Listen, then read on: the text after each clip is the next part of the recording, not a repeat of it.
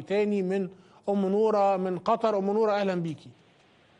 السلام عليكم استاذ احمد. عليكم السلام ورحمه الله وبركاته. اهلا بيكي يا ام نوره، اتفضلي. مساك الله بالخير يا اخوي. مساك الله الله يرضى عليك. كيف حالك يا اخوي؟ الحمد لله، الله يخليكي اخوي. والله يا استاذ احمد اللي بيصير كل يوم هذا يعني ايش اقول لك، بيزفت يوم ورا يوم على الشعب المصري.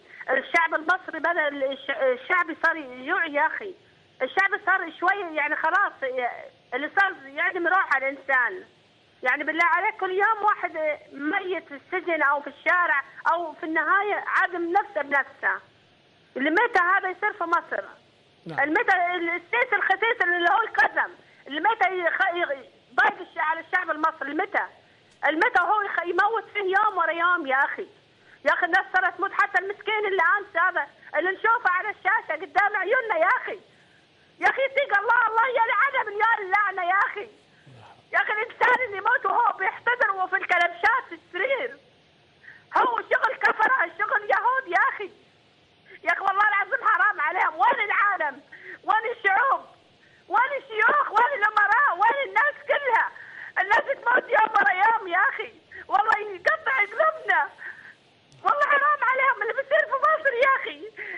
ما يكفي البنات اللي بيروحوا اغتصابات وموت وقتل. الشباب اللي كل يوم يموت واحد ورا الثاني. الاب اللي يموت وهو محتضر والكلبشات. حسبنا الله ونعم الوكيل من قسم واللي عاونه واللي فوت على الشعب المصري. حسبنا الله ونعم الوكيل يا اخي. يا اخي خلي الناس تطلع يا اخي. خلي الناس تطلع تشوف حالها. خلي الناس يقبل على حياتها. الله يلعنها مليون لعنه يا اخي. حسبنا الله ونعم الوكيل فيهم اللي فوتها والرقاصين بتوع اللي معاه. حسبنا الله ونعم الوكيل. الناس تموت يا مريم. بس احمد احنا بتقطع قلوبنا يا اخينا. احنا خلاص انتهينا والله اقسم بيات الله خلاص. ام نوره انا بشكرك واقدر انفعالك جدا. بالمسلمين. انا بشكرك جدا على اتصالك ومتفهم جدا انفعالك وتاثرك باللي بيحصل عندنا، لان اللي بيحصل في مصر كتير. قتل الناس واغتصاب البنات، قتل الاحرار في السجون وفي المستشفيات وهم متكلبشين كتير كتير على النفس.